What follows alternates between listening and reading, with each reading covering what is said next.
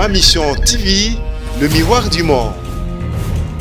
Yo policier yo otira moto masasi otire Adrien Malenga otire ndeko na ye yeba ete lobby atako lelo ba sanctionner ote parce que yeme ya ko intervenir na kutai na ka bato FCC na terrain. Je vous cite le bourgmestre qui m'a fait Monsieur Gatembo. Maître Zanaba, que je mets en garde. Vous avez de preuves. Les mains à sensibilisation sur le terrain par rapport à marche les 13 FCC sont empêchés, on a eu des pestes. Le rappel sur que les linges sales se lavent en famille. Mais quand les linges sont trop sales, on ne les lave pas, on les jette. Va poser une question en tant que chrétien. À ABC ou bien en tant que chrétien, les chrétiens ont des valeurs. L'amour et le pardon, je n'ai pas de rancœur. Justement. C'est ça. Vous voulez changer à mon combat politique.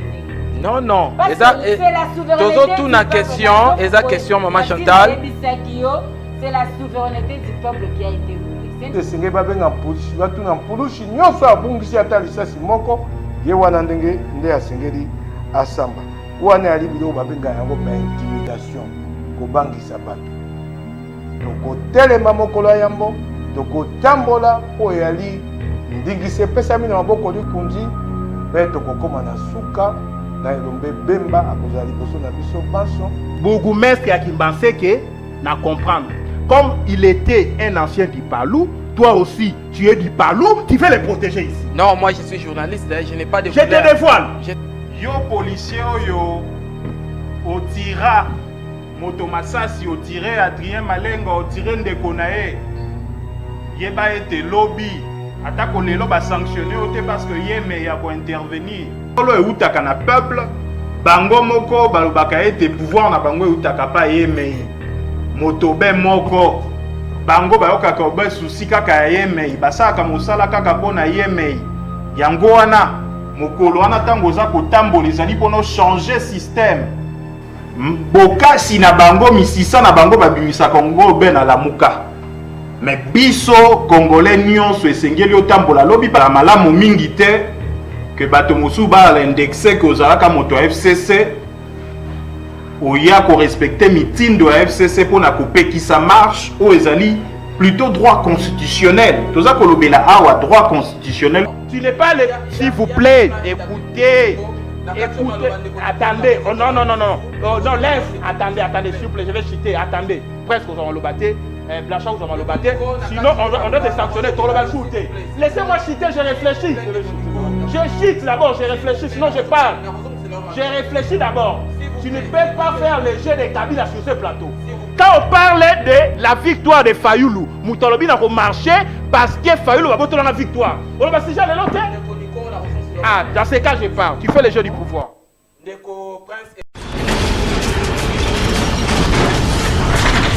Ma mission TV, le miroir du monde. Merci beaucoup. Mbotenamino Balandi à magazine Vérité des Urnes. Ndenge Nebsarabino, Vérité des Urnes, magazine autre Makabandeko ya Lamuka. Bayaka ko commenter information. Information za mingi dominé par la marche. Bobi ke mboka na biso za na ndungu na oetali makambo ya maponami. Et bongo ba parti politique na ba mouvements sociaux. Ba telemeli pendal likambo yango. Bolandaki na poso oyo bandeko ya IDPS ba marchaki. Et bongo bandeko ya Lamuka bango pe ba proposer ba projeter marche na bango.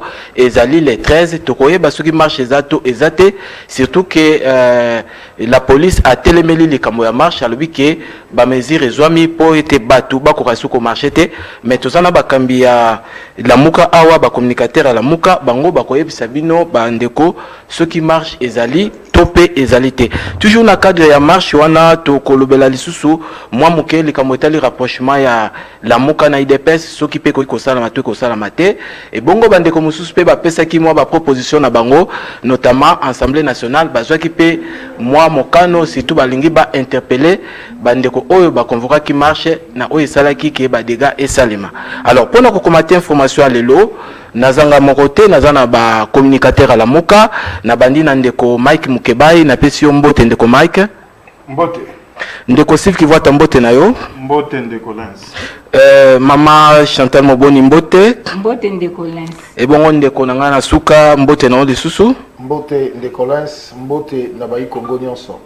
Merci beaucoup na bandi motuna na ngai epai ya ndeko na biso Mike Mukebaye ye oyo azali pe député provincial ndeko Mike toka ki marche à IDPS et puis la police a décidé azwi ba mokano marche moko koki kosala masusu te na mboka na biso République démocratique du Congo depuis que la Muka a proposé marche na ye le 13 yo omoni ndenge nini pona décision à la police et ali likambo komona te et ali likambo mibeko balobi te na nzela mibeko bango tokopesa bango besango toyebisi bango te tokotambola eloko ekotikala bango basala eyali te baya kozala sinzili mpo mobulu epima te elingo bate mokolo ya yambo bana lamuka bayeba te toza na balabala na tongo tozali biso banso ezali mbela mpona bana ya lamuka bango moko te eyali mbela mpona bakongomani banso pona kotelema kokangola mboka na boumbu ya bokonzi ya Kabila na FCC.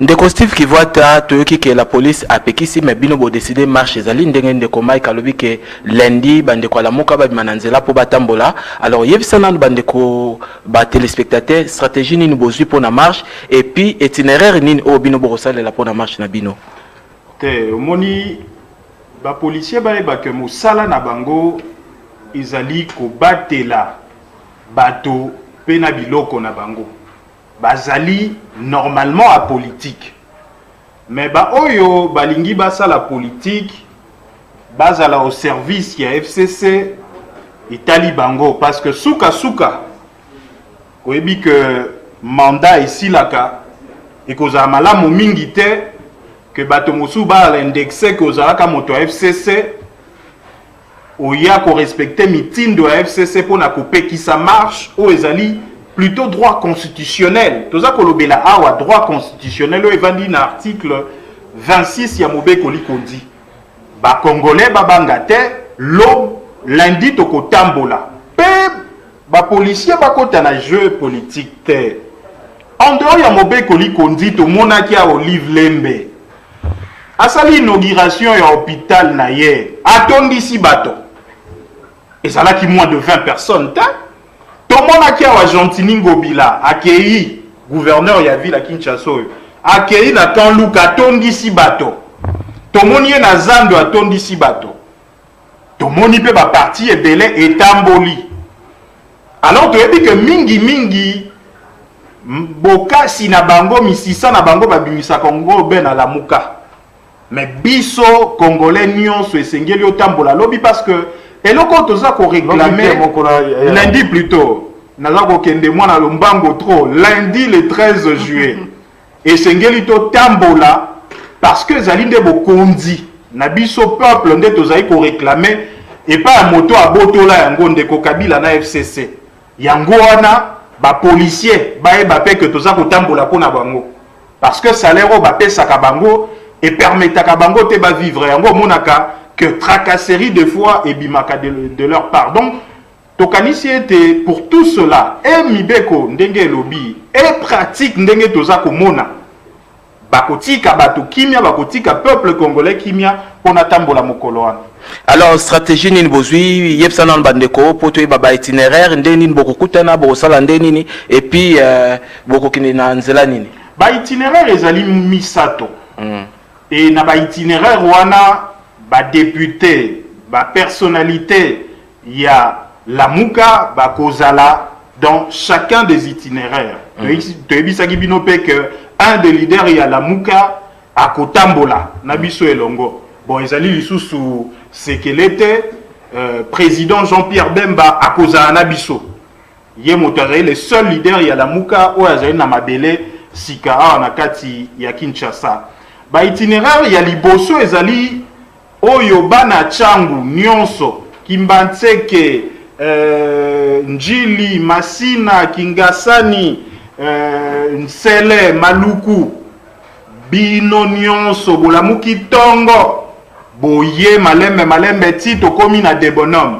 bana ya Mwamba Matete Kisenso Ngaba Limete Lemba totamboli pe na lombango tito komi na debonome bana ya Makala oyo eza pene na ngaba boye mpe tokokoma wana baétudiant ya unikine bana intendance bino nyonso boye tokobanda wana na de bonhomme. La plupart des leaders bakozala wana badepute ya moamba ngai mpe na kozala wana nde tokobanda kotambola tokomi tina Saint-Raphaël tozwi nzela ya Sendwe ti tokokoma esplanade ya Triomphal. Ndeko na biso oyo une partie à Lukunga, plutôt une grande partie à Lukunga, bangonde bakozana honorable Mike Mukeba ipe na bato mosusu bazana elongo yemoko azali ya wakoloba nde bakobanda na niveau ya Wileri ti bakozwa nzela kabamba ti bakomi na esplanade ya Triomphal. Misato ezali bandeko bakouta na wenze ya bayaka bazwi nzela ya Wileri ti bakomi na enseignement pe bakoti na esplanade ya Triomphal. Kuna ndeko Devos kitoko CG eside akozala honorable Chéribin Okende, maître Blanchard Mongomba pe bandeko ebele mususu bakozala kuna. Stratégie na biso eza oben moko ezali que peuple kolala pongite mokolo wana lundi koluka kokende mosala te yaka marche parce que avenir ya mboka eza ko dépendre na yo mokolo wana soki otelemi te c'est que ndeko Kabila na bato FCC bakoloba que bato baba bolole to botola ka bango bokonzi me ba comprendre kaka. Merci beaucoup ndeko Sif Kivwata na lekepa na mama Chantal Moboni tobi ke na marche oyo tiko salama nazo comparer te mais eza réalité marche ya IDPS bakasi ezalaki alors bantango bandeko bazo ko akize IDPS bandeko IDPS babi eza te bango te bato basaki bakasi wana eza nde ba inféodaki bango alors pona bino lamuka okazu boza inféodé bato mabe bakoti na kati na bino po basala bakasi basala mobulu ebongo mobulu wana ekoya na mutu na bino boko sala ndenge nini pona ko dénicher bato wana to pona ko mettre bato en garde bozui des stratégies nini. Merci. Ce qu'il faut te dénicher, infiltrer, te repérer sa stratégie dans la télévision, tout ça, le côté. Mais bana la mouka, baza très éveillé, baebi ke biso de tambola dans le système, ya lisu likolo a lisu. Et puis ba leader na biso, ba la kisa biso ko fanda sur ba valeur. Te bien te marche tozo sala lundi, c'est le destin de toute une nation. Toza na droit ya ko sala lisekité. Tozali na objectif auto ko landa na marche wana o tokoloba na mokuse tolingi lipanda ya seni na mokuse tina marche na biso yango wana seni ezala penza indépendante pour que choix biso totiaka na kati ya urne ezala respecté yango nazoyebisa bana Kongo nyonso nakobanda na bandeko na ngai ya parti est ya mboka nawambia kwamba sisi wote tusimame siku ya kazi moya shibote tukue inje juu tuseme atupende tena batuchagulie viongozi ya nchi. Tunakatala batupatiake batu venyeshi atubafamie atukubachagua juu bakwake kutumika juu ya maentere yabo benyewe wakati naisha enea. Balidere yetu baisha tuambia banasema njo lundi le 13 shibote kwenye maprovince yote tunapatikana tufate yenye ba responsable yetu provincial ya Lamuka beko banatuambia nazali koyebisa bato nyonso bakinwa bana moamba ba fan club ya mama Chantal nazokende na ndanu nazobenga bana Mombele nazobenga bana Kingabwa nazobenga bana Agricole nazobenga bana Musoso nazobenga bana quartier Masiala bana Fumumvula nazobenga bana Mayulu nazobenga bana quartier résidentiel ba quartier industriel bana Sokopao bana Paka Juma o ezali kambwa mboka ezali kambwa mabele soko sakani na souveraineté na yo okozanga identité yango tolobi biso nyonso bana Matete bana Ngaba bana ya Kisenso bana ya Lemba tobengi bino nyonso biso nyonso lundi na tongo déjà à 7h 8h tokuta na te bonhomme pour ensemble tobunda etumba oyo le président élu abengi biso peuple alobi liboso ya médiocrité liboso ya injustice liboso ya ko votaka na esika na biso toza obligé de défendre mboka yango tozali kobenga bino nyonso ozala na Congo central ozala na Bandundu, ozala na Équateur Mambenga, ozala mwana Manyema, mwana nyonso bisiko zwami, mwana Katanga, olikambo mabele. Donc lundi, biso nyonso totelema. Biso nyonso totelema. Bana bayaka, bana makala, bana ya funa nyonso, nayebi bien bana Saint Gabriel, na Yolo Sid, wana baza makasi, bana mafa, oyo nyonso, ayebi ete azana kati ya génération consciente, oyo tolingi, to faire respecter souveraineté na biso, biso nyonso lundi, to bima na nzela, koyiba eloko ya moto te, kobuka eloko ya moto te, système alisu likolo alisu, toyeba kobatela article 5 oyo elobi ete pifo ya bankumu ya mboka esengeli ute pai na biso bayimboka. Merci beaucoup Maman Chantal opesi na article 5 ya constitution o bandeko esengeli kobatela mais na moni mobilisation eza vraiment makasi ndeko Adrien Malenga bokosala ndenge nini mpona bo gérer foule. Est-ce que foule ekolekela bino te boko maintenir bango? Merci beaucoup ndeko. Nalingi na confirmer lisusu lolenge bandeko bauti kolobawa ete marche ezali confirmé botika kolanda bato ba kobungisa makanisi ya peuple balingi ba distraire peuple. Marche ezali confirmé parce que ezali likambo ya mabele le 13 lundi le 13 déjà à partir de 9h toko décoller mais il faut toi déjà avant pisone tibana changu déjà ndenge zalaka kaka korta marta ndenge tolobaka biso bao tofandi na Siforko tofandi na kumapela tozana fumunsuka mikondo maluku nsele partout njili brasserie obika ndenge zalaka korta marta tozoya tokutani biso nyonso na des bonhommes bongo poto banda marche na biso. Papa Lens, biso na la muka, tozali regroupement ou tozali discipliné. Mot d'ordre c'est pesami na peuple na biso. Peuple a ko tambola po luka bola munaye. Peuple a ko tambola po na ko simba motote. Peuple a ko tambola po na ko buke loka motote. Peuple a ko tambola na discipline. Tozo rappeler que lundi wana ndeko déjà lelo na pokwa obongisi kashine na yo soki otambolaki nango semaine mobimba meka kosokola yango orepasse yango bien dimanche na pokwa po lundi olati kashine na yo soki ozali na solution hydroalcoolique na yo otie na poche na loboko na yo kozala soit sifflet soit lindalala tokotambola ndeko Lens po na korécupérer souveraineté na biso en tant que peuple.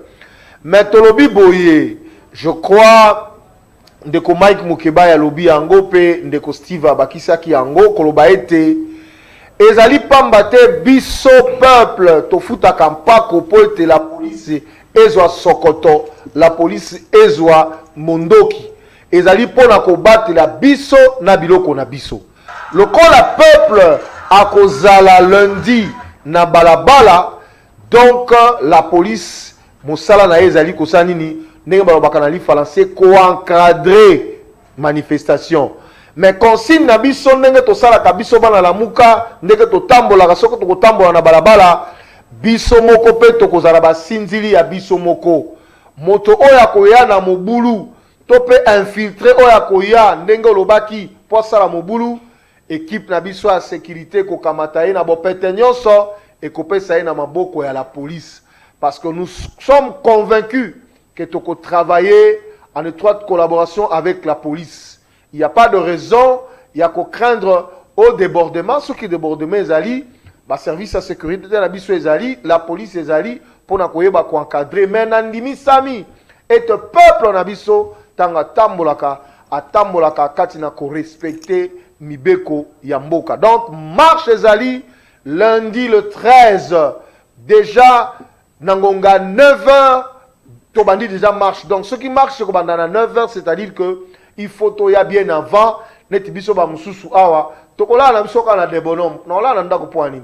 Non là nanga na des bonhommes pour déjà 5h dans une position de façon que na zela ba mususu tako bazoya pour tout ça là marche na biso. Merci beaucoup bandeko bozolanda biso na télévision bokokipe kobenga numéro ezali 082 33 38 105 082 38 33 plutôt 38 105 na bandeli 082 33 38 105 wana okoki na okobenga lelo topesi bino possibilité boleka en direct naki epai ya ndeko Mike Mukebai to commune assemblée nationale kuna commission défense et sécurité asengi na justice akoka kolandela bandeko oyo boorganizaki marche ya IDPS po ete responsabilité ezala établi bino bandeko ya lamuka bozobanga te au cas où dérapage esalami bino mpe bozala poursuivi ndenge déjà mokano witi na assemblée nationale ndeko na ngai nabakisa boye na oyo nalobi na ndenge mpe nalandi ndeko Steve Kivwata lokola alobaki te yali biteni misato tokotambola eteni ya mibale yali funa bato oyo nyonso batikali oyo ya funa na oyo balongoli wana funa nyonso wana bango nde bakoya kobima na bayaka bamitungisa te bakelo bana ya funa bango baya te na wenza bayaka nde babandi kotambola mpona kokenda na triomphal bana ya lukunga tokobandana bango ngai moko na kozala wana tokobandana bango na are sakombi ningi oloba esika oyo ya kobima to kokota kokende na eta epa ya bana eta na kaluka pa bilombe na biso bayali kuna napesi bango mbote ndenge topesanaka nga na bango kumbauka diwaku sisidi niengeku bana eta lobi mokolo ya yambo bozala wana tokolongwa wana na tango biso tokolongwa bamosu bakosangana na station ma campagne tolongwe toyo tozwi bao baa na station ma campagne tokiti kitambo toleki nzelo ya kankokolo tokiti lingwala tozwi bato wana tango biso tokokita boye bandeko mosu ya lukunga bon marché barumbu kisasa bakomata toye kokuta na rond point Wileri nde toye bakokota avenue Kasavubu po tokenda na triomphal kokuta na baninga motu na okotuna ngai na ane yano nango te bato basaleli moboke lukunzi babengi bato baya kotambola na nzela soko bato mosusu balalaki malamu te ndoto etungisi bango na butu bake kosenga te sembo ya mboka ebenga bato po batuna bango boni bato bakufi bakotuna oyo abomi bato tosi toyebisaki mpulushi nabelelaki yango poso mobimba mpo na nini mpulushi na biso soko aye mpo na kopekisa bato batambola ayaka na masasi oyo ebomaka mpo na nini aya mpo biso toyaka maboko pamba mpo na nini toyebisaki bango baya na masasi oyo ebomaka te lokola baye na masasi commission défense wana bazangi mosala ya kosala mosala ya liboso esengeli babenga mpulushi batuna mpulushi nyonso abungisi ata lisasi moko ye wana ndenge nde asengeli asamba wana yali biloko babenga yango baintimidation kobangisa bato tokotelema mokolo ya yambo tokotambola po yali ndingisi epesami na maboko likunzi mpe tokokoma na suka na elombe bemba akozala liboso na biso banso tosilisi tozongi ndako na kimia pulushi aya kosala biso mobulu te aya kotungisa biso te pulushi aya kosala mosala na ye ya sinzeli pomba mosu bato ya makanisi mabe bakokoya kokotisa biso bato ya mobulu po babuka biloko bato baloba te biso mpo na oyo etikali tokobongola makanisi na biso te na biso bana lamuka na bakongomani banso mokolo ya yambo toali na balabala. Merci beaucoup ndeko Mike Mukebai ndeko Steve Kivwata est-ce que okoki koyebisa bandeko bazolanda biso ba réglage oyo nyonso bosali déjà nini etikali nini esengeli bosala po ete lundi ekoki est-ce que bozwi déjà bozalaki na bakambi ya ekolo Kinshasa ou bien bakambi ya ba province mosusu nini oyo etikali mpo na bino po marche na bino lundi ezala mpenza sans problème ndeko mobeko likondi elobi faut kopesa information biso depuis mercredi. Allô namoni ndeko akei alors soko lingi ko benga na 082 33 38 105 mais attention ko déraper te na parole zala un peu na éthique tout na question na yo na boto sinyoso parce que biso nyonso sengeli totonga mboka alors ndeko okoki na okokoba Biso Tokomela gouverneur depuis le 6 juillet 2020. Topé ça qui est information. Donc jusque-là, Tokanisi était à prendre acte Yemoko parce que Nanou tozu réponse négative te. To comprendre que Yemoko a se rappelé. Allô, toi ya mandeko na téléphone. Allô ndeko? Allô? Allô, il est parti. Non, Yemoko à comprendre que moyen a pekisa peuple atambola izalité. Yangoana et loko mosusu etikalité. En dehors, il y a le fait que biso ba congolais mokoloana tokende mosala te toya kotambola. Maman côté kate to ebi que souffrance ezali mais soki olobi que mokoloana ka côté ka souffrance no pe kosi la te. Mais soki olobi otambola souffrance no lobi ekosi la parce que bokondi na yo ko récupérer yango. Tata oyo kendaka mosala mokolo wana soki ovandi oko perdre eloko te mais eloko oko gagner lobby ekozala bokondi na yango omoni système ya sifflet mokolo wana tokobeta sifflet toyebisa ndeko Kabila système na ye ya kozwaka esika ya peuple kopona ba dirigeant du sommet à la base esili yango wana yo moto lobaka te wana soki babengi nga eza ba politicien naza kotambola pona ba politicien te ozali kotambola pona yo moko yeba ke bano kotangisa na pasi oza na salaire a malonga te bana wana soki basisi kelasi misala ezalaka te to ya chômage ya Congo eza plus de 90%. Bato yango koyoka o bakoyi kosala misala koyoka ke ba millions de dollars ba détournaka yango. Donc c'est que moyen que va résoudre le problème na yo ezali te. Nyonso wana ezali parce que au lieu que baza na souci à peuple, baye baka ete que pouvoir na bango ya solo eutaka na peuple, bango moko balobaka ete pouvoir na bango eutaka pa yemei. Motobe moko bango bayoka ka obe souci kaka yemei, basaka mosala kaka pona yemei. Yango wana mokolo wana tango za kotambola ezali pono changer système. Au lieu que ezala bato bako kamba, baza kosala rapport pa yemei et kokoma rapport bapesaka yo peuple. Nde komona bakokoma kosala mosala na ndenga makasi pona ko créer misala pona bilenge. Bakosala mosala makasi pona ba salaire na biso emata. Bakosala mosala makasi pona franc congolais perdaka valeur te par rapport à dollar. Mboka ebongaka soki ya solo bakambi bauti na peuple petango baza kokamba baza na souci ya peuple mais o ya biso nyonso wana ezalaka te moto yebi ke na komi député likolo ya yemei na komi président de la république likolo ya yemei donc akosala mosala na ye rien que pour na yemei obe moto moko yango mboka na biso ekendaka liboso te. Merci beaucoup ndeko Steve Kivwata na ye pa na yo ndeko Adrien Malenga toyokaki na marche au IDPS asalaki bandeko ya lamuka ba portaki main forte na bango et pas ya bandeko ya IDPS. Alors bino bomilengeli lundi pour na marche na bino message nini boko yebisa bandeko ya IDPS ou bien bandeko mosusu ya mouvement au balingi ba accompagner bino.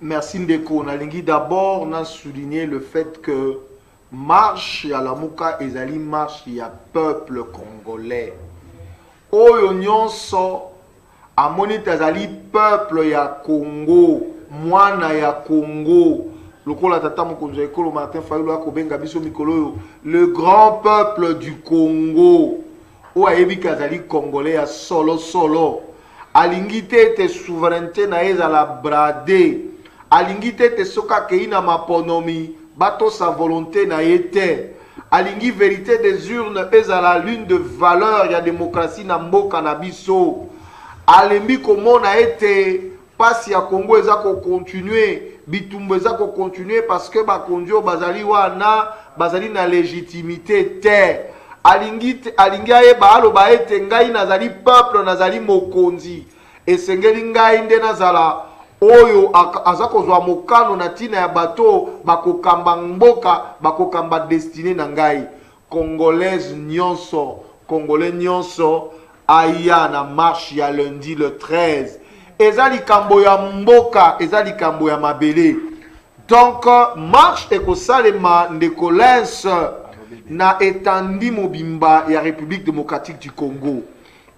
Dans la province, na biso nyonso, toutes les 26 provinces, mais ce qui totangi, tozongi net na 11 provinces, na biso akala, bana Katanga, bana Sud Kivu, ya Nord Kivu, province orientale, Équateur, bana de deux Kassai, bana ya, comment dire, ya Bandundu, biso nyonso, tozali na balabala, comme un seul peuple, toloba, et sengeli, bazo babiso lisusu te, moto akoki lisusu te kokanga souveraineté na biso en tant que peuple, biso soki tokei na maponomi toponi mokonzi, mokonzi wana nde sengeli azo akiti ya bokonzi na ye, parce que na démocratie, peuple nde azaka mokonzi. Donc, soko tuni ngai, message ni tokopesa na bandeko ya IDPS, nga na koloba na yo, soki bandeko ya IDPS bali ba Congolais, makambo e concerné bango. Po likambo eza likambo ya parti songolo to pakala te, mais ezali nde likambo ya mboka, tokotambola pona mboka, ba Congolais nde bakotambola. Ba Congolais nde bakotambola lundi, ezali likambo ya kokabola bato te. Donc, to bengi ba Congolais nyonso esika bazali bandeko bazali na ba province.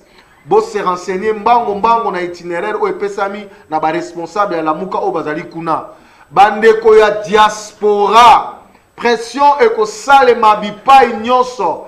Esengeli bato bana ba soutien na bango na bamboka bapaya kuna bayeba ete ba Congolais balingi lisusu te bazoba bango lokola bazobaki bango na 2006, bazobi bango lisusu na 2011, bazobi biso lisusu na 2018, tolobi mbaloyo ezali mbala suka. Siko biso ba Congolais, biso bakolo makambo, to récupérer makambo. Bana changu, ngai moko naza mwana changu, boza konwe boebinga malamu, boebi ndenge to travaillaka. Donc, tozo récupérer makambo na biso bana changu toko démontrer que biso nde to salaka bato.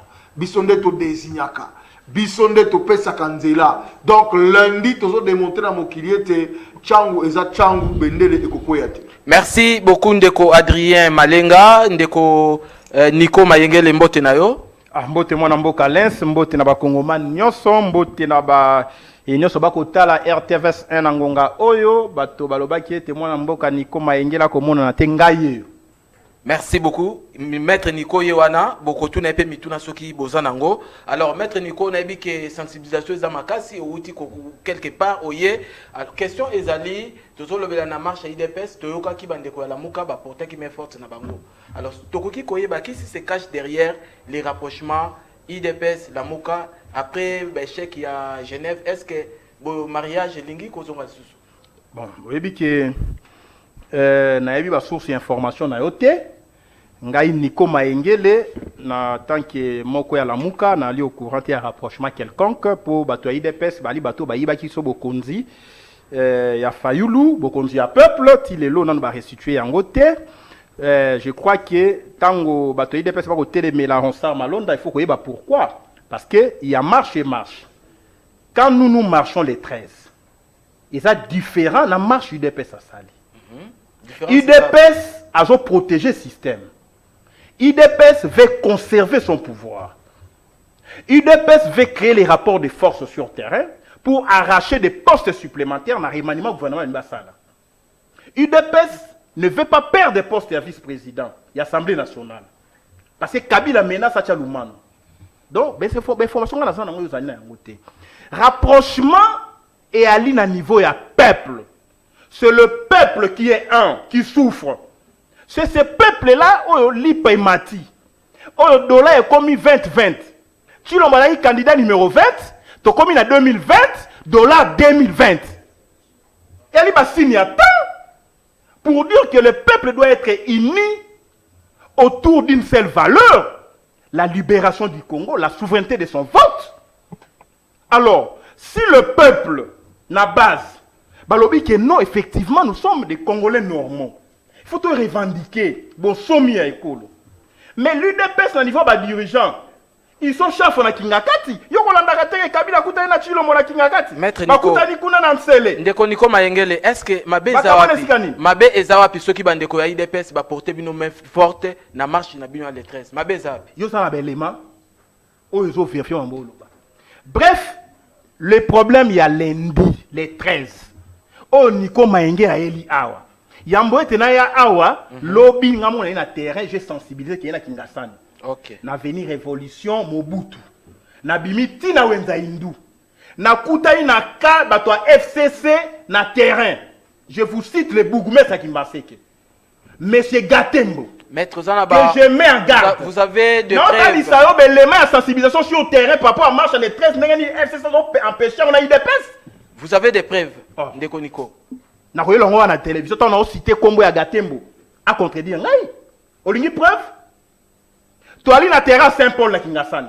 Na veni toye na ousa. Le bourgmestre à Kimbaseke, monsieur Gatembo, je te mets en garde. Il a traité un groupe de Koulouna pour s'attaquer, na bateau va mobiliser sur le terrain. Pour la marche, il y a des 13. Parce qu'un jeune homme d'une trentaine d'années, bateau yangambo à bourgmestre Gatembo, babambie libanga kayou na moto à Koufi. S'il vous plaît. Tu ne veux pas de preuves? Maître Nico. Attendez, s'il vous plaît. La vous tension plaît. est forte. Nous allons mobiliser les gens au marché. S'il vous plaît. La question wana to posa ki question wana et si ba répondre ki yango to loba ki boye.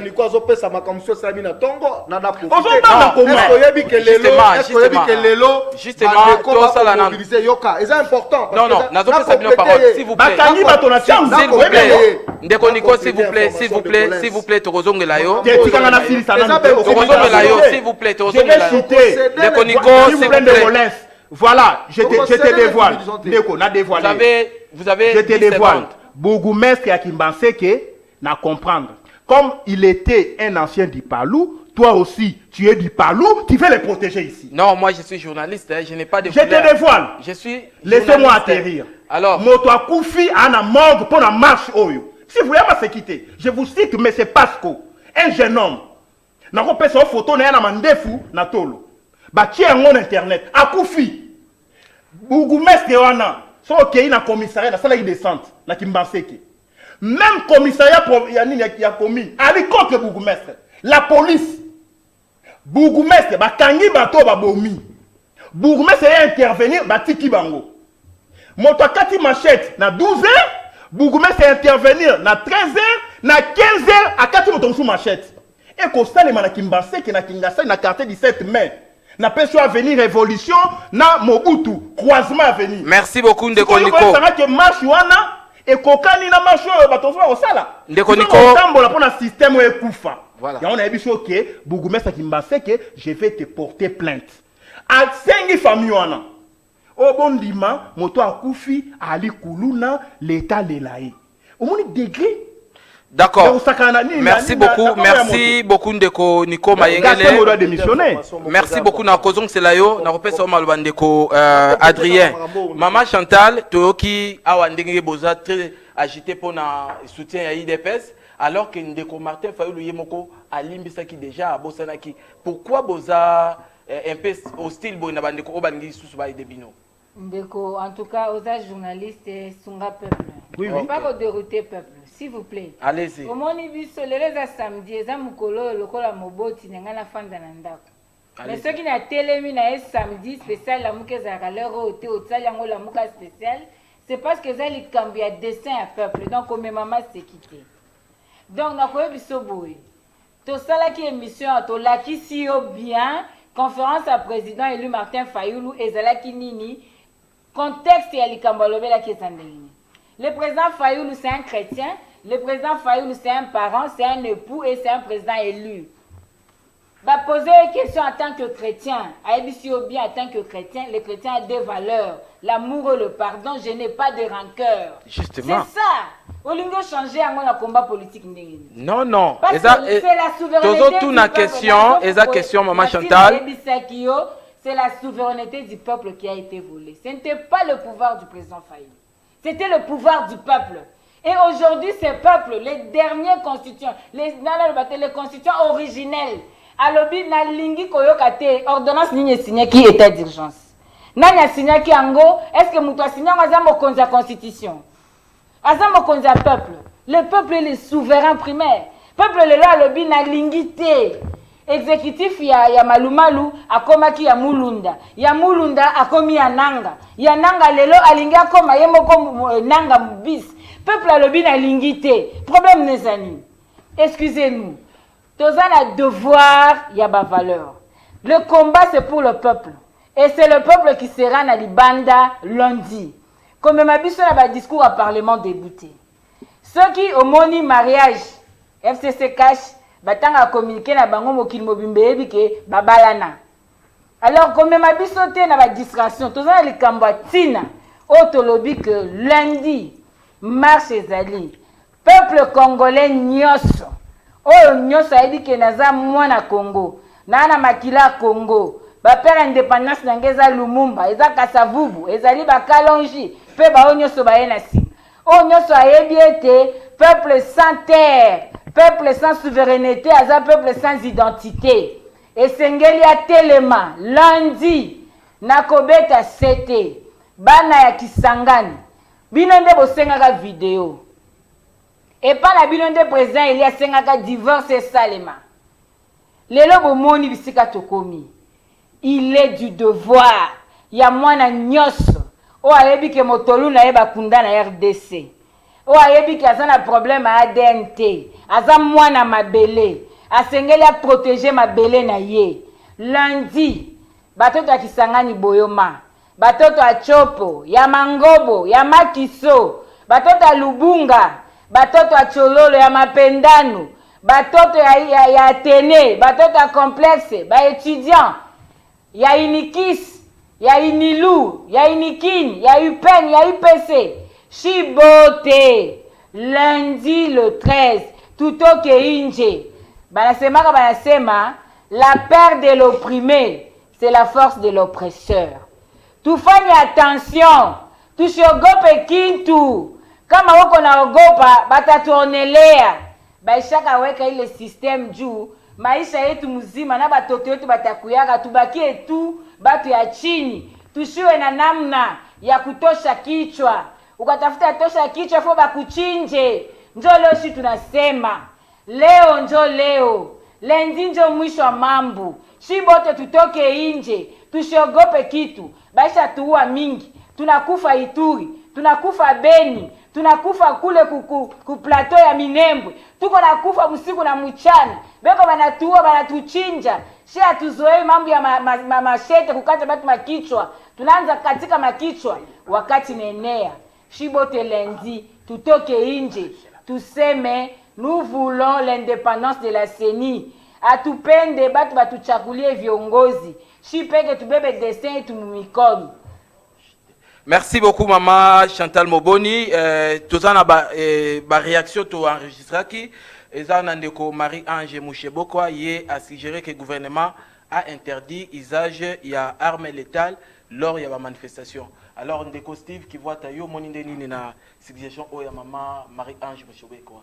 Non mais ezali eloko yo la police bango moko esengela ki bayeba utakala esengeli te ba pesa bango ango makanisi peuple azali ennemi ya policier te ezape ba politicien mosusu moto ba instrumentalisaka la police na biso la police ezali pona peuple la police ezali wana pona kobatela ba congolais pe biloko na bango yango wana toza koyebisa bandeko na biso ba policier toza ko répéter lobi oyo komona ndeko Adrien Malenga akomi ministre intérieur yo policier oyo otira moto masasi otire Adrien Malenga otire ndeko na ye yeba ete lobi atako lelo ba sanctionner ote parce que yeme ya ko intervenir mais lobi yeme ya kozali sous terre parce que lundi tobi tokobeta sifflet tokobaye mei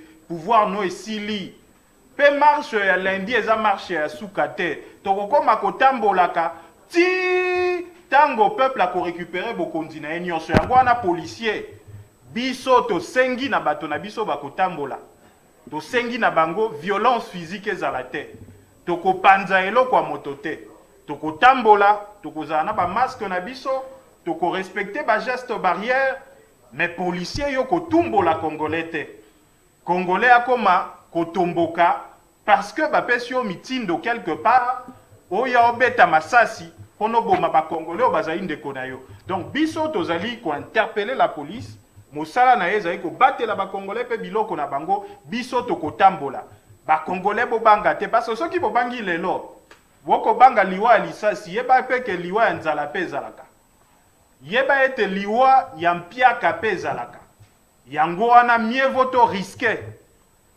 liwa ya masasi mais totika héritage ya malamo epa ya bilenge epa ya bagénération ekoya tokobanga te biso mokolo wana tokotambola mpe tozali na raison ya kobanga te. Merci beaucoup ndeko Adrien Malenga. Tout le monde a rappelé na ba marche ba manifestant bango nde babandaka la police omona bazotumbola la police mabanga kofinga tout ça message nini okoyebisa bana ya lamuka po ete bango basala babiloko wana te. Ndeko yeba ke ba biso ba congolais biso bana lamuka toko céder d'intimidation te. Intimidation c'est bandaki. On a ko biso tango ndeko ni kwa koloba wa intimidation ezali. Parce que ça na ba jeune ya lamuka lelo o bazai ko sala sensibilisation porte à porte na changu police a intimidé bango. To ebisi la police a ko intimider peuple te aza au service ya peuple. Mais baye ba ke toko céder l'intimidation te. Ndekolens na oza journaliste na lingi o vérifier likambo oyo. À chaque fois biso bana lamuka to sala ka manifestation. Ils ont 0 mort, 0 blessé. Okay. Parce que tous ont discipliné. Quand le président Ali Martin Fayulu m'a dit, à niveau Anjidi, la police est menacée biso et zokisi bato. Oyokana nute la muka atamboli policier akufi. Oyokana nute la muka atamboli bazikisi ndako bato. Te biso toko tambola na lima. Mais to boy d'intimidation et la police. La police est à disposition utile pour encadrer marche nabiso ya lundi le 13. Parce que nous sommes l'Obama. Mais il faut pas être biso toko tambola le 13 toko provoquer la police te la police peut provoquer biso te. Tozo mettre peu en garde parce que loko photo lobango. To mona ki bande kwa IDPS batamboli uta ba uta ki échangeur ti ba ko koma na pongabi la police a ko encadrer bango biso to ko zela la police lundi et encadrer biso ba axe no soto pesi gouverneur a yebi la police tambola la biso encadrer biso balobi o zone ya parler du peuple biso to koma na parler du peuple te biso eza esplanade ya boulevard triomphal. Donc il n'y a pas de raison que Baya ko perturber marche nabiso. To boy provocation, la police to ko insister bas à disposition pour encadrer marche ya peuple. Donc likambo ezali wana ndeko biso to ko céder l'intimidation te, to ko céder na provocation te. Pour makambo tozo bundela ezali kolo ya ba provocation na ba calcul politicien ezali ko lekanzela la police pour ba lembisa peuple. Mais ba que peuple a ça telemi, le train est en marche, makambo ko kende tiki no peuple à récupérer souveraineté. Merci beaucoup Ndeko Adrien Malenga, chers téléspectateurs, comme vous pouvez le remarquer, mobilisation eza makasi bandeko bazoya sekoya bazoya misusu bakeye misusu bakeye. Alors na yango tozana Ndeko Blanchard Mongomba yepe akomeli biso Ndeko Mbote Ndeko Lance Mbote na bayi bakolo spécial vérité des yeux de bayi bazali kolanda biso Congo Mobimba, Kisasa, Angola, partout. Topesi bino mbote awa biso banso tozali préparer makanisi na biso ezali pona lundi le lenge nini peuple a kotali sa démonstration na ye ete azali kolo pouvoir yende souverain yende mokonzi oyo apesaka bokambi. Alors, yo outi na terrain, tension ezandenge nini, préparation ezandenge nini si terrain. Non, na banza ete Ndeko Lens na koloba eloko ya sikate na mai na uti kolanda awa bandeko Adrien Malenga ndeko Nico Maengele bandeko balobi parce que oyebi ete to monaki bato basusu balingomba lokola ba IDPS wana to moni ba marché to moni ba to ya PPRD ba mikolo eleka kuna bozobosana ba leka ba yati devant parler du peuple wana ba buka biloko ya bato moto aloba eloko te mais lelo yo il faut comprendre ete agitation ko ekomi na mitu ya bato bazali kokamba contre volonté ya peuple congolais ezali agitation ko eza ko se justifier na le fait que bokambi o bazali na yango ezali bokambi ya bango te parce que moto apesaka bokambi ezali nde peuple sikoyo ye peuple wana alobi nalingi na manifester parce que likolo ya mibeko ezali ngai peuple sikoyo namoni yo moto napesi bokambi ozotosa mibeko oyo ngai napesi yo okamba mpo na ngai te tika natambola mpo natalisa yo ete ozali kosala mosala mabe sikoyo yo moto milobi te oza na bokambi mpo ete peuple nde atinda yo ozobanga mpo na nini motu na esengeli to mitu na yango wana mpo na nini ngobila azali kobanga komona peuple oyo azali kolo bokambi pamba te ye azali mokonzi ye moto apesaka bokambi alingi amanifeste ki bokonzi na ye ngobila okobanga mpo na nini bapolisier oyo olingi otinda bango babundisa mokonzi oyo apesa yo bokambi ozotinda bango mpo na nini pamba te polisier wana afutamaka na misolo ya mokonzi yo ngobila ofutamaka na misolo ya mokonzi eyano na motuna wana ndeko Lens ezali simple ezali ete légitimité bokambi o peuple apesaka bango bandeko wana bazali na yango te yango amoni ntango kolo pouvoir alobi ete esengeli atambola mpo na komanifeste bonkumu na ye esengeli atambola mpo na komanifeste souveraineté na ye moto oyo aya na bokambi contre volonté ya peuple moto oyo aya na bokambi en violation ya volonté ya souverain abandi kolenga pamba te ayebi ete peuple azalaka kaka na deux possibilités to denzela ya komanifeste bokonzi na ye ya liboso ezali par de voie démocratique oyo ye moko peuple aloba ete nasali mibeko yo moto olingi ozwa bokambi ekouti epai na nga mokonzi peuple tosa mobeko likonzi constitution oyo elobi ete peuple azali souverain tosa mobeko likonzi oyo elobi ete respect ya loi respect ya mibeko miso nzoka nde soki otali Kabila azali dictateur Kabila azali moto atosaka mibeko te yango peuple alobi lokola bolingi kotosa mibeko te yo na baalie na yo bosangani bosali likopa po ete bomanke ngai respect ngai peuple esengeli nabima na balabala mpo na manifeste bonkumu bokonzi souveraineté na ngai yango wana omoni peuple ntango alobi ete nazali kobima bango banso bakomi kobanga bakomi kokanga bato bakomi koboma ndenge touti koyoka mayendeko niko mayengela outi koloba wana bandeko ya kalamu bayebisi ngai ete kuna mpe ezali bobelese lolenge moko bazali kotambola na bamoto na basifle mpona kotalisa ete mokolo ya lendi tokobima biso banso lokola biso tokokutana na bayaka mpo ete tokumbana kino na enseignement babandi deja kointimide bango yango biso tozali koloba awa bayilamuka tozali bana ya peuple bayilamuka totambolaka selon mitindo oyo mokonzi peuple apesaka biso yo policier yo ngobila yo bourgmestre moto nyonso oyo oyebi ete ozali na légitimité te oyebi ete bokambi ozali na yango euta epai ya peuple te salake peuple batiaka ye mosapi na miso te peuple badefiaka ye te lendi ndenge tolobi biso banso tokokita na balabala mpona kosimba eloko ya moto te mpona kobuka eloko ya moto te kasi mpona kotalisa komanifeste colère citoyenne oyo tozali na yango mpona komanifeste volonté na biso ya kokende na bareforme oyo ekosala ete peuple a récupéré souveraineté na ye pamba te na suka wana ndeko Lens bolimbisi omoni bato oyo batambolaki mikolo mileki babuki batumbi babeti biloko ya bato oyebi mpona nini parce que bango susi na bango ezali ete baintimide dictateur bango bakanisi ete bakorecadre etamboli ya dictateur biso tolobi dictateur barecadraka ete dictateur basokolaka elongi te dictateur base débarrassaka na ye yango moni namuka lokola totosaka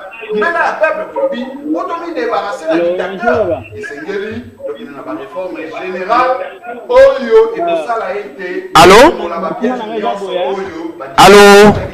Allô ndeko? Allô, bonjour. Allô, obengi biso wapi te komona onani? Bonjour. Alors, bonjour. Abengi mete komo na ngale.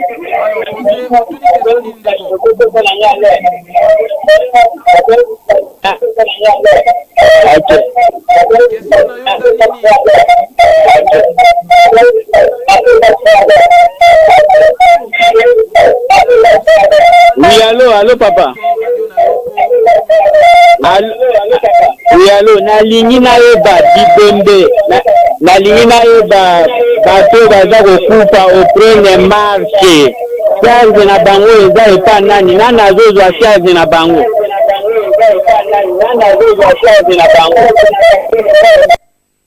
Merci beaucoup ndeko atuni bato o bazokufa pona marché charge na bango eza epa ya nani. Alors merci ndeko yozaki na maloba nazoluka pe pa ya ndeko Nico auti na terrain ye alobi ke plainte moko eza déjà contre ndeko bourgmestre oyo ye moko ayebi ndeko yebisa biso nanu ndeko moko atuni biso motuna awa dikambango eza ndenge nini ndeko oyo akufi ndenge nini pe plainte na yo obongisi yango ndenge nini.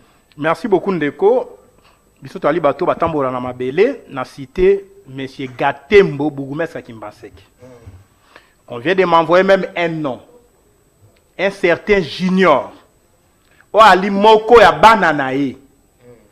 Ye abambi moto libanga. Moto awei. Paisible citoyen. Ba yebisi biso que le bourgmestre entretient un groupe de Kuluna.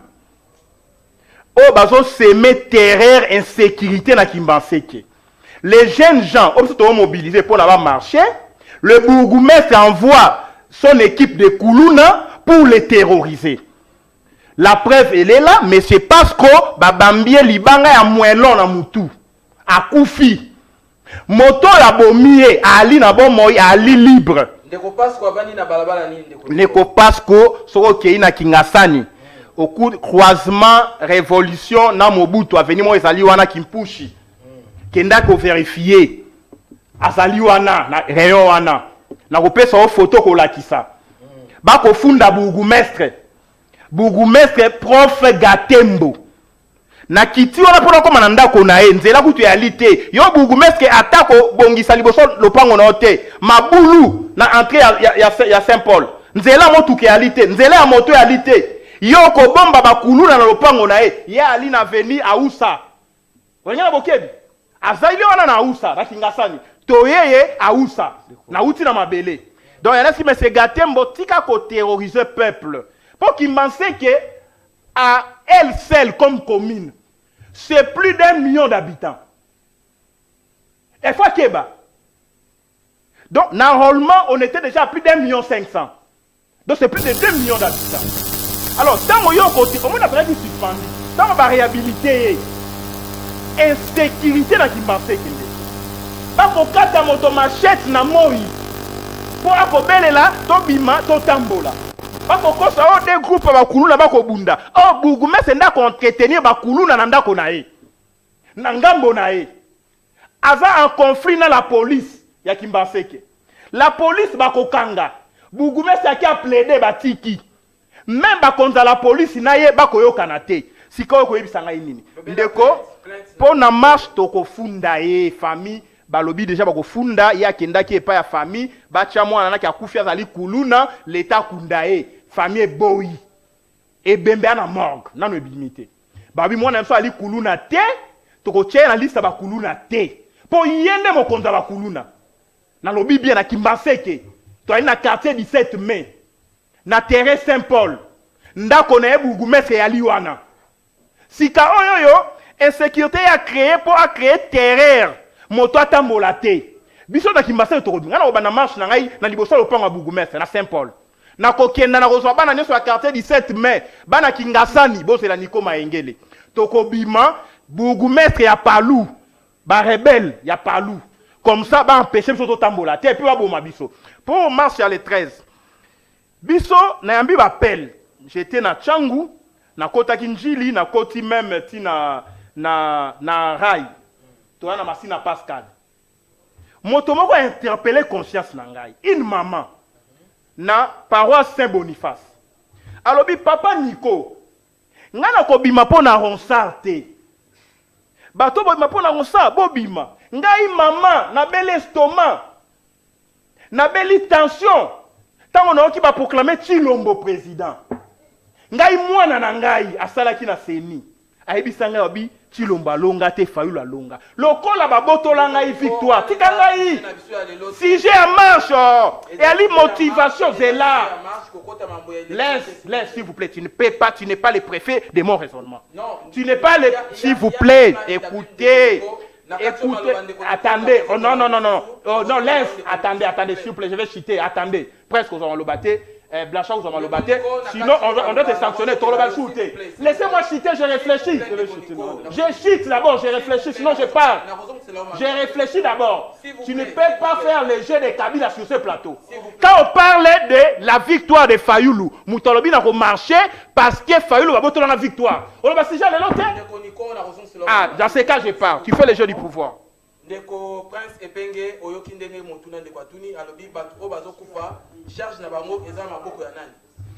Non, écoutez, tout d'abord, il n'est pas concevable que Moutou Akoufa na marche.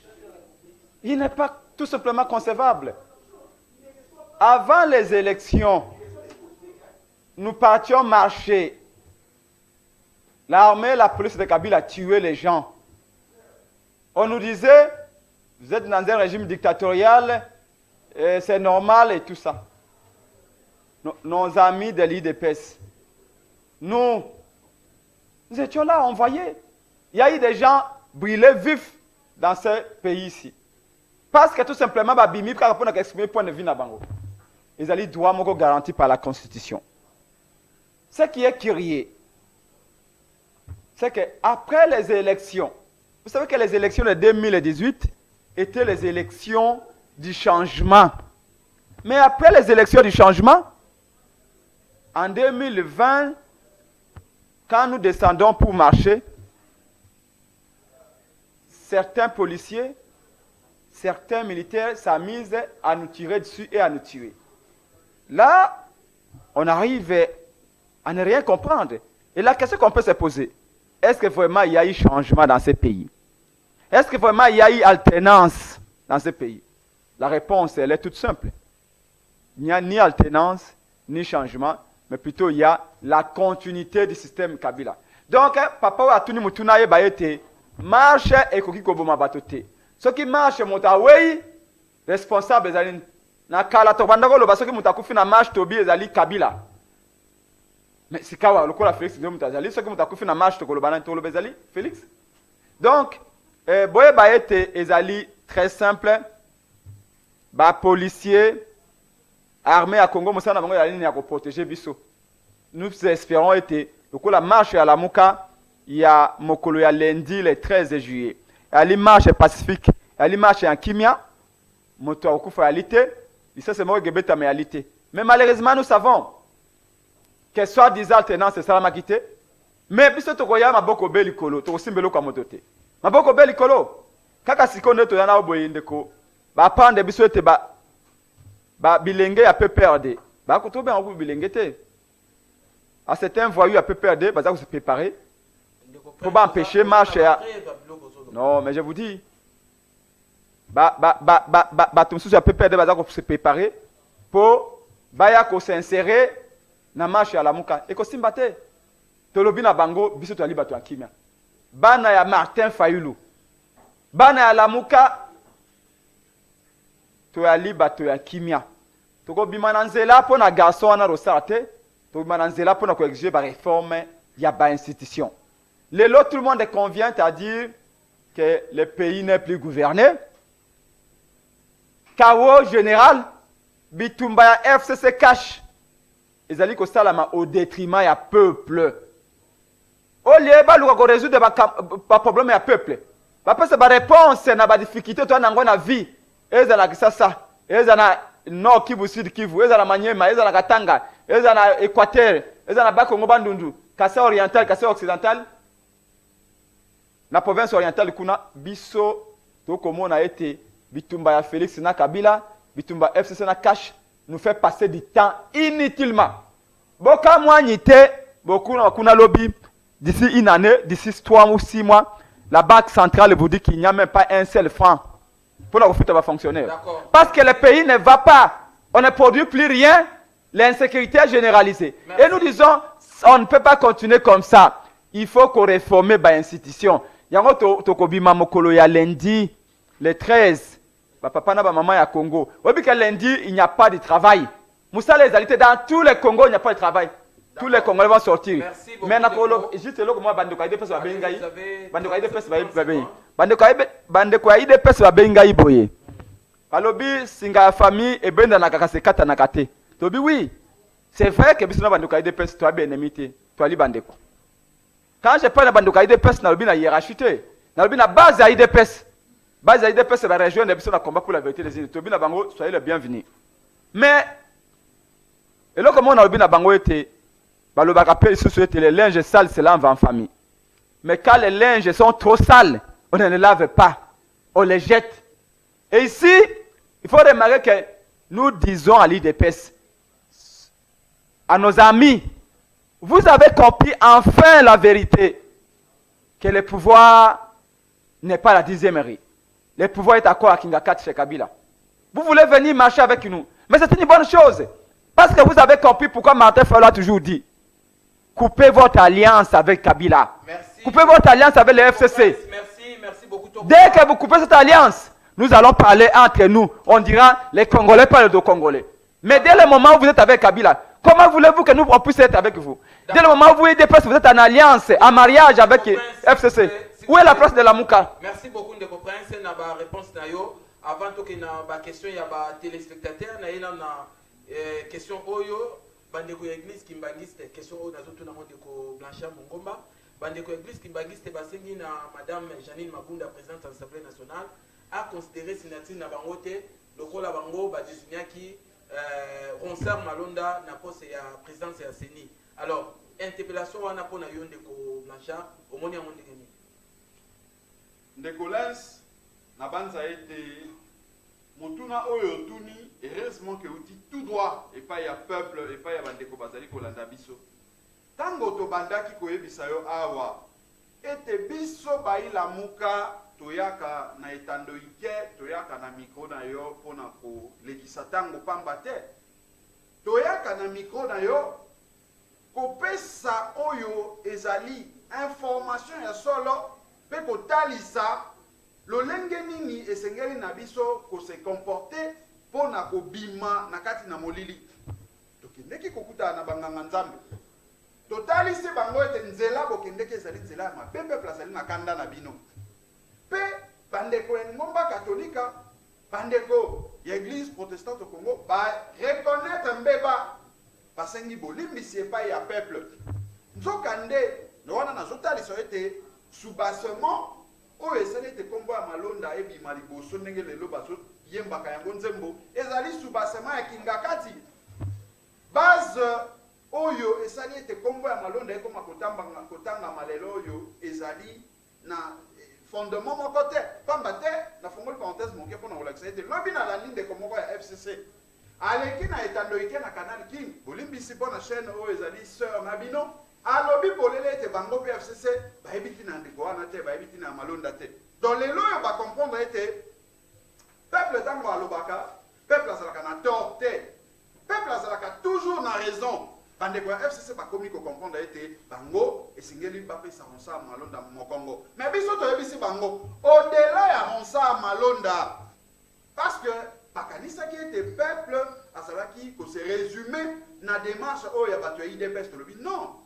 bobunga te démarche ya peuple ezali ya bapréalable oyo ezali kofanda autour ya baréforme mpo na nini parce que natalisi awa ete bandeko oyo baconfession religieuse bazali na charte na bango na kati na charte na bango balobi mpona kodésigner représentant na bango avant keyakende kozala entériné na niveau ya assemblée nationale esengeli soit à défaut ya consensus bakende na vote donc consensus nde ezali mode par excellence oyo esengeli na bango badésigner moto mais bango balobaki yambo ete totia bacandidature esengeli chaque candidat azwa parrainage ya eyamba oyo ya ye epai wapi asambela namoni bandeko bazotambwisa CV ya Ronsard Malonda tala expérience monene nzokande expérience wana nyonso tu soki oluki résumé nango ezali ya bosoto ezali ya tricherie. Merci Ndeko Blanchard. Non, motuna na yo nazo ya Nolande Colense ngai na kosenga bolimbisi pesa ngangonga pamba te ezali mathématique te na pesa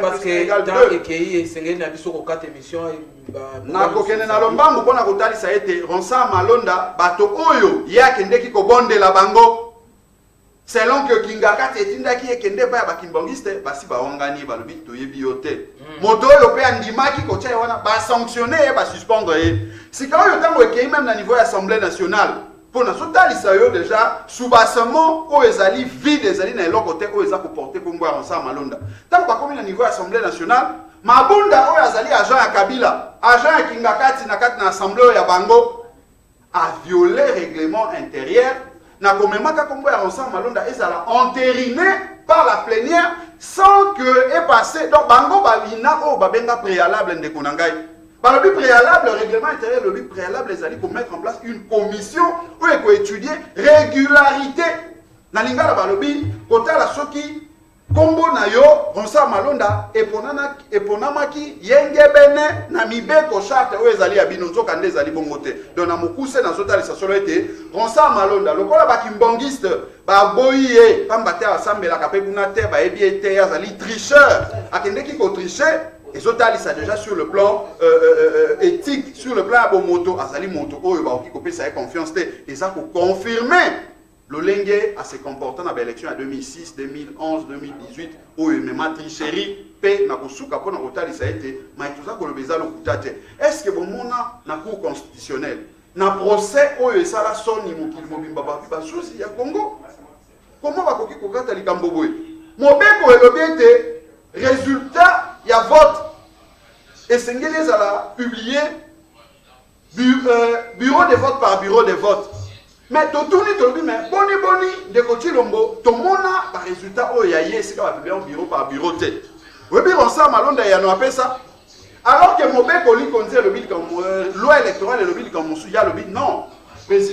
Candidat président république circonscription électorale na ezala ka Congo. Lokola circonscription na ezali Congo et sengeli te to publier résultat na bureau par bureau. Yango moni to publier résultat na mobimba mbala moko to bitala moto o balobi azali expérience azali moto ya lobita yango to kosukisa pona koloba ete le 13 oyo soki peuple akotambola soki peuple akobima na kimia na esengo d'ailleurs ezali po ete azali ko manifester souveraineté na ye azali ko manifester droit na ye ya bonkumu pamba te peuple akoki kondima tete azala prise en otage par un groupe ya bato o bakangami na kati na kingakati azwama en otage et pas ya bato o bafandi na kati na assemblée nationale azwama en otage et pas ya ngobila na bato babandi ete bazali na droit likolo ya peuple wana donc tala lolenge to ko na mukuse mutuna oyo ndeko atuni to leki na ba question ya ba téléspectateurs ndeko moko abengi biso depuis Tchangu alobi pour la Nini Lamuka ne peut pas demander au peuple 4 jours de marche si Kabila a kendé depuis Tchangu. Bon. Non, mais c'est au peuple de décider de ce qu'il doit faire de son avenir. Tu sais que si tu vas aller au Bébalobé, peuple. Parce que papa, tu sais dans le Bakanen. Mukolo peuple a kobimananzela. Samba pesa un mot d'ordre. Mukolo yo wane Congo comme vraiment un état de droit pour Congo comme libre. D'accord. Bino bomona ka baninga mso ba algérien. Bomona kina Burkina Faso kuna, même na Soudan. On n'a jamais donné un mot d'ordre. Quand tu ne manges pas, ce ne sont pas des politiciens.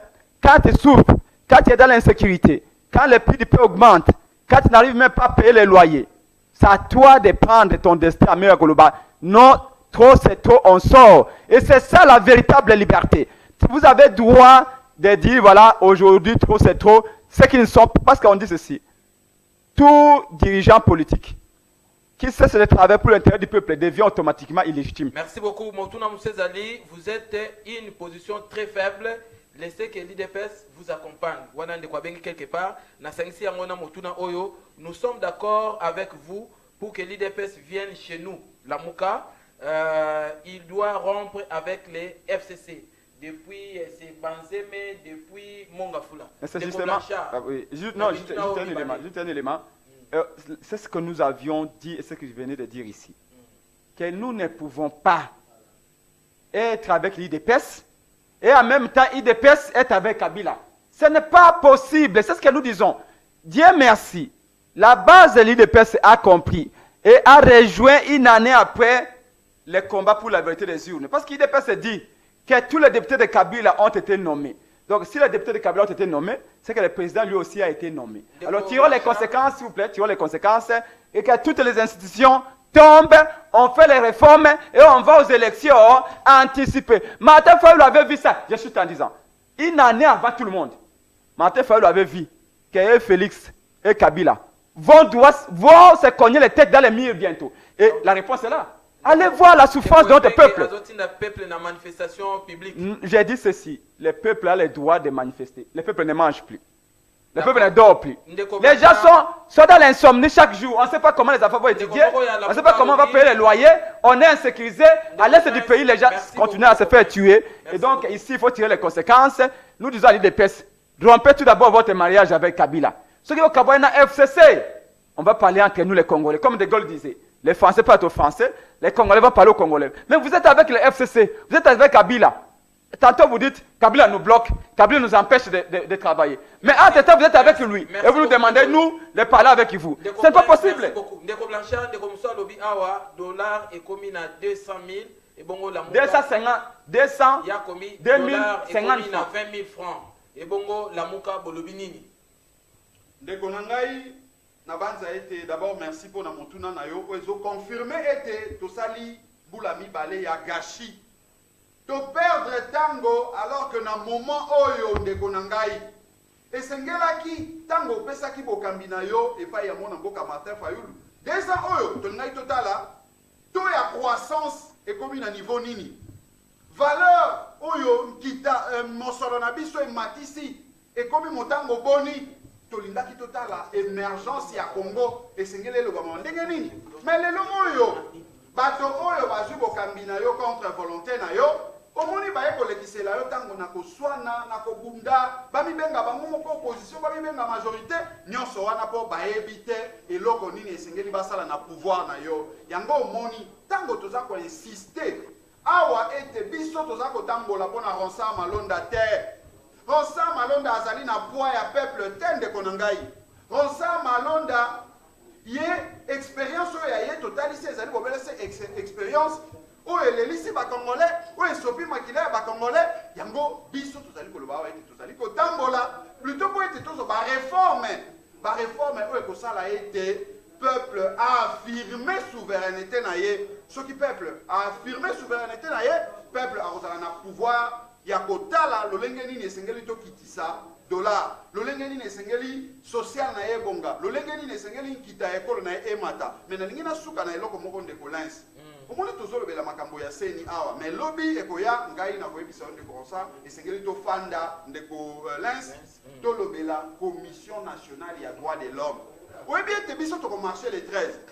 Bandeko wana ya IDPS ba marchaki le 9. Tokolobela yango lundi. Te maintenant na insister pour na kotalisa incompétence ya bato oyo nyonso surtout balekaka na sima ya kingakati. Oyebi président ya Commission nationale ya droit de l'homme wana. Ya azalaki membre ya parti politique ya papa na biso banza molimo na yepe manakimia. Mais ami bimisa kuna président ya Commission nationale ya droit de l'homme lokola mutu ya ba confession religieuse. Tala lolenge ba confession religieuse. En dehors ya ngomba catholique. Le droit de l'homme. Na kosukisa pona koloba ete soki bazalaki compétent Commission nationale ya droit de l'homme balingaki bapesa biso état de situation ya baye bakufi certainement bato mai ya moto bazosana ba examen bazali baincompétence tosisi makambo ya seni awa tokotelemela bango pamba te monda na bango mpe ekomi na suka. Merci Ndeko Blanchard, merci beaucoup. Ma peuple Commission nationale wana bazali kolia misolo ya peuple sans que barendre peuple mosala au peuple alingaki bango bazala. Merci beaucoup Ndeko Prince Epenge Motuna o vraiment etalio to komi na suka émission na biso. Balobi boye Prince Epenge na maître Nico baye bisabiso Francis Kalombo aza nani Francis Kalombo azo soutenir IDPS et aza nani na lamuka voilà. Nakotanga kombo na yete. Une minute. Nakotanga kombo te. Nakotanga kombo te. Azali à la fois na IDPS, azali à la fois ensemble, azali avocat tout le monde et personne. Donc, je pense même par respect na temps au biso. Ba Congolais, ba koye ba azanani. Merci. Aza tellement ezalo kola mwende makambo ezaka ya ba objet non identifié. OVNI. beaucoup, Donc moi je Ndeko préfère parler de l'itinéraire. Oui, Si vous me permettez. oui. Parlez, Vous permettez, oui. les derniers Donc mots. premièrement, je voudrais dire aux Congolais que Boyoki Mbela ya validé le mot d'ordre est là. Président de la République démocratique du Congo, Martin Fayulu, à partir des États-Unis où il séjourne, il est en tournée politico-diplomatique. Bientôt, il rentre. Merci tout d'abord à la population, à la population de Maniema, à nos frères de l'Ituri qui réclament l'arrivée de Martin Fayulu en Ituri. Je parle en français parce que le mot lingala à l'intérieur, donc, à nos frères de l'Ituri, Martin Fayulu va venir. Vous avez dit que vous souffrez beaucoup et il va venir vous visiter. À nos frères de Bazouele ou Touele, Ben Boutembo, votre président Martin Fayulu arrive. Bongandanga, Basankusu, il arrive aussi parce que vous le réclamez. Et pour la marche, nous répondons donc à l'appel, au mot d'ordre de nos leaders de la Mouka. Jean-Pierre Bagombo, coordonnateur en exercice de la Mouka Adolphe Mosito, nous ont dit, vous avez les droits. C'est l'article 26 de la Constitution. Nous allons marcher, donc c'est lundi 13 juillet.